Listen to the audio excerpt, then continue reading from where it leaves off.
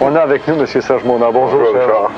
Bon, moi, en fin de compte, pour bien situer ceux qui nous regardent dans le contexte de ce rapport-là, des journalistes américains m'avaient envoyé un dossier.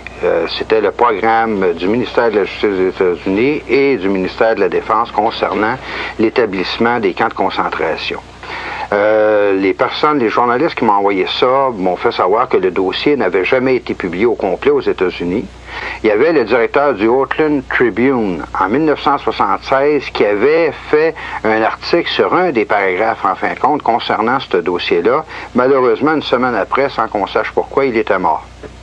Donc, le document original en anglais, qui était en caractère très serré, n'a jamais été publié intégralement aux États-Unis. Et lorsque les journalistes m'ont envoyé ça, ils m'ont demandé, ils ont dit, écoute, ça, j'en aimerais savoir ce que tu en penses, puis que tu puisses faire des vérifications sur un dossier qui est réel et qui est croissant en même temps. J'ai fait des recherches, j'ai appelé à plusieurs endroits à travers les États-Unis et en Australie. J'ai reçu d'autres documents, soit d'ordre économique ou dans d'autres domaines, au niveau militaire, policier et autres, et qui m'ont confirmé qu'effectivement, non seulement il y avait un programme d'établissement de camps de concentration, mais que celui-ci était beaucoup plus élaboré que le document original le laissait croire au départ. La façon que ça a été organisé, ça passe inaperçu, dans le sens que la majeure partie de ces camps-là sont situés soit à proximité ou à l'intérieur de bases militaires américaines, mais ce qui est quand même bizarre, comme celle qui se trouve en Floride, c'est que dans une base militaire, dans une prison militaire, on retrouve des prisonniers de droit commun au niveau civil. Et après avoir fait des recherches dans différents camps, y compris en Alaska, on a fini par découvrir qu'on maintenait un nombre très limité de prisonniers civils pour tenir les camps d'activité, mais que certains de ces camps-là pouvaient contenir jusqu'à 100 000 prisonniers et plus à l'heure actuelle. On a des rapports que sur l'entraînement, ce qui va sûrement surprendre des gens, l'entraînement de troupes militaires soviétiques, coréennes, de Mongolie, d'anciennes régions du bloc de l'Est sur la frontière du Mexique, sous le couvercle des Nations Unies, et ces troupes traversent la frontière mexicaine et canadienne sans jamais être badrées par les gardes frontières. On a juste à poser, bon écoutez, sécurité ou secret d'État, et à ce moment-là, plus personne n'ose parler de quoi que ce soit. D'accord? Le fameux complexe militaro-industriel et américain, qui a continué de grandir et qui s'est drôlement accru en importance, surtout pendant la guerre du Vietnam, est un gouvernement à l'intérieur du gouvernement américain, mais un gouvernement aussi indépendant avec toutes ses structures, excessivement puissant. Il est à remarquer qu'on est en train, en même temps à l'heure actuelle aux États-Unis, de mettre sur pied ce qu'on appelle une force de police nationale tout à fait spéciale, dont, d'après les sources d'information que j'ai, les uniformes sont noirs, les chars d'assaut sont noirs, les hélicoptères sont noirs, tout l'équipement est noir d'un bout à l'autre avec des sigles rouges dont j'attends des copies. C'est un triangle rouge, effectivement, avec supposément 3 sets renversés qui correspondaient à des 6, tout différents, tout dépendant de l'angle sous lequel on le regarde. L'ex-agent de la CIA a confirmé qu'effectivement, toutes les sources d'information dans la revue étaient réelles. Et il a aussi manifesté son énorme surprise à savoir comment ça se faisait qu'un journaliste canadien puisse posséder autant d'informations que ça, surtout sur des sujets qui n'ont jamais été publiés nulle part, qui ne sont pas connus des populations. La façon que les plans sont mis sur pied aux États-Unis, de sources sûres, avec preuve à l'appui, on sait que par le biais des Nations Unies, on veut instaurer un nouvel ordre mondial pour l'an 2000. Milieu 1999 en 2000, avec un énorme spectacle cosmique, ainsi de suite, toute la patente pour être sûr d'impressionner les gens. De toute la planète. De toute la planète en même temps. Ça explique beaucoup, en fin de compte, les voyages de la navette spatiale et tout ce qu'ils sont en train de faire dans l'espace. Mais pour revenir aux camps de concentration, les camps de concentration sont organisés de manière à servir à la première étape de camps de rééducation pour tous ceux qui ne seront pas d'accord avec l'établissement d'un nouvel ordre mondial. Et il faut dire que toutes les techniques utilisées ou expérimentées entre la CIA et la médecine militaire aux États-Unis vont faire l'objet d'un prochain dossier que je vais publier là, après celui-là dans le courant de septembre. et qui va démontrer en profondeur toutes les manières dont ils vont s'y prendre pour faire des lavages de cerveau, briser la personnalité, rééduquer les gens en fonction qu'ils soient capables d'accepter un nouvel ordre mondial, même s'ils ne veulent pas l'accepter. Ils sont rendus très loin au niveau de la recherche technologique dans ce domaine-là. Oui, mais il y a un seul problème, c'est que le gouvernement mondial qui va s'instaurer s'instaure dans une orientation précise qui n'est pas à la faveur des populations, qui est ni plus ni moins qu'un régime communiste, mais à l'échelle mondiale.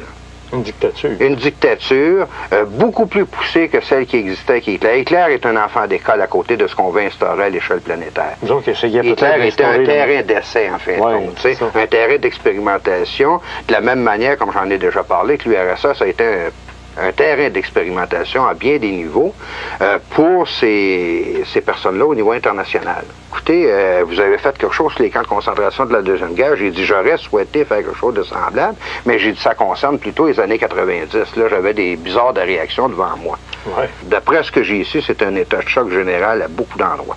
Oui, mais d'un autre côté, c'est très difficile d'essayer de faire passer un journaliste pour un paranoïa quand que le journaliste en question arrive avec des preuves et des références qui sont vérifiables. Deuxièmement, si un journaliste à l'époque de 1930 avait poussé une enquête aussi loin que ce dossier-là, à cette époque-là, ça aurait changé beaucoup de choses. On a vu des fous qui ont tiré sur des filles à Polytechnique. À partir de là, on a fait des pétitions. Il faut désarmer les gens, il faut désarmer. Alors, si on s'apercevait que c'est vrai tout ça, comment on pourrait empêcher ça? La chose de première importance est la diffusion de l'information à la base. Deux, par la conscientisation, par la diffusion de l'information, ça ne pourra pas faire autrement que de créer un scandale et de faire des pressions sur les hommes politiques en place. À forcer, malgré eux autres, les hommes politiques à parler de ces questions-là, il est sûr que ça va retarder des procédés qui sont en cours à l'heure actuelle. À l'heure actuelle, ils ont la voie libre à tous les niveaux parce que, au départ, les gens ne sont pas conscients de ce qui se passe. Leur plus grande peur est que les populations deviennent conscientes parce que ça va être beaucoup plus difficile de l'instaurer parce que les gens vont commencer à s'organiser par eux-mêmes à ce moment-là. On a dérégionalisé sur toute la planète et on a juste à regarder les cartes, en fait, compte géographiques de 1930 au niveau agricole et les cartes géographiques au niveau agricole de 1990 pour se rendre compte de quelle manière on s'y est pris au niveau planétaire pour ramasser les gens au niveau des villes. Leur enlever tout moyen d'indépendance. D'autonomie, d'indépendance. Le premier but du gouvernement mondial, soit en désarmant les gens, soit en les ramassant à l'intérieur des villes, c'est de les rendre dépendants, absolument. Il n'y a rien de pire pour eux autres que des personnes qui sont autonomes et qui sont capables de se débrouiller par eux-mêmes. Il y a des fraudes invraisemblables dans le milieu pharmaceutique à l'heure actuelle. J'ai reçu des documents là-dessus et je vais en parler dans d'autres émissions à un moment donné où les compagnies, les multinationales pharmaceutiques s'organisent de manière à ce que les médecins privilégient des médicaments et les prescrivent à des gens, même s'ils n'en ont pas de besoin, afin de faire fonctionner ces compagnies pharmaceutiques-là et dans un autre temps, pour que ces gens-là soient dans une espèce de léthargie sans être capables de trop réagir. Écoutez, ça va bien, on est calmé, on ne connaît pas la source, par exemple, de nos problèmes, mais au moins on est calmé pour être capable de les supporter. Non, mais personne non plus aime se faire conduire ou se faire diriger contre leur volonté. Et c'est ce qu'on est en train d'instaurer à l'heure actuelle. Je vais te dire une chose après des documents que j'ai reçus dernièrement. Juste au niveau de la famille, l'orientation du gouvernement mondial va permettre aux femmes et aux familles de pouvoir garder les enfants qu'ils vont enfanter, en autant que les parents vont leur donner une éducation et une orientation avec les principes d'un nouvel ordre mondial. Toutes les familles ou les femmes qui ne seront pas d'accord de donner une éducation semblable selon les principes établis internationalement, à ce moment-là, les enfants vont être enlevés pour être éduqués dans des centres spéciaux. Et à l'intérieur duquel, on va voir exactement qu'est-ce que le nouvel ordre mondial privilégie, encourage comme orientation et de quelle façon qui s'est organisé par la manipulation psychologique des populations à leur faire croire que les valeurs qu'ils possédaient auparavant sont maintenant des valeurs dépassées. C'est pour ça qu'on appelle ça nouvel ordre mondial, nouvelle forme de pensée, nouvelle orientation, nouvelle technologie. Tout est nouveau, donc par rapport à quelque chose qui est considéré comme ancien. Et c'est là que c'est dangereux, parce que si on regarde une des choses qui a été faite au niveau de l'instauration de ces camps de concentration-là, c'est qu'on a même commencé à changer le système judiciaire aux États-Unis, et semble-t-il au Canada aussi, de manière à ce que la personne qui croira dans sa nationalité, qui sera nationaliste, va être considérée au niveau des nouvelles définitions comme une personne étant atteinte de troubles mentaux. Et les lois sont organisées de telle manière que la personne qui aura soit des croyances religieuses, la personne qui croira dans sa nationalité ou dans ses traditions, on va la considérer comme une personne atteinte de troubles mentaux et potentiellement capable de violence à cause de ça, parce que venant, en fin de compte, d'une tradition passée par laquelle ces choses-là ont déclenché de la violence à travers l'histoire. Et à partir du moment que cette personne-là est considérée comme, juste considéré, il n'y a rien de prouvé, là, on lui enlève tous ses droits pendant une période de 90 jours. Elle n'a plus droit à avoir un avocat pour se défendre. Tous ses biens sont saisis, les comptes de banque sont gelés, tout, et à ce moment-là, on peut faire ce qu'on veut avec la personne. Elle n'a même pas la possibilité de se défendre. Et ces lois-là sont à l'heure actuelle en vigueur aux États-Unis. Et c'est ce qu'on est en train de faire. Tout est en place à tous les niveaux. On est en train de tout instaurer, de changer le système judiciaire, les lois, sans que les populations s'en rendent compte, parce que pendant ce temps-là, on leur donne du pain et des jeux. On leur donne des loteries, on leur donne n'importe quoi pour qu'ils ne prennent pas le temps de réfléchir, de voir qu'est-ce qui se passe.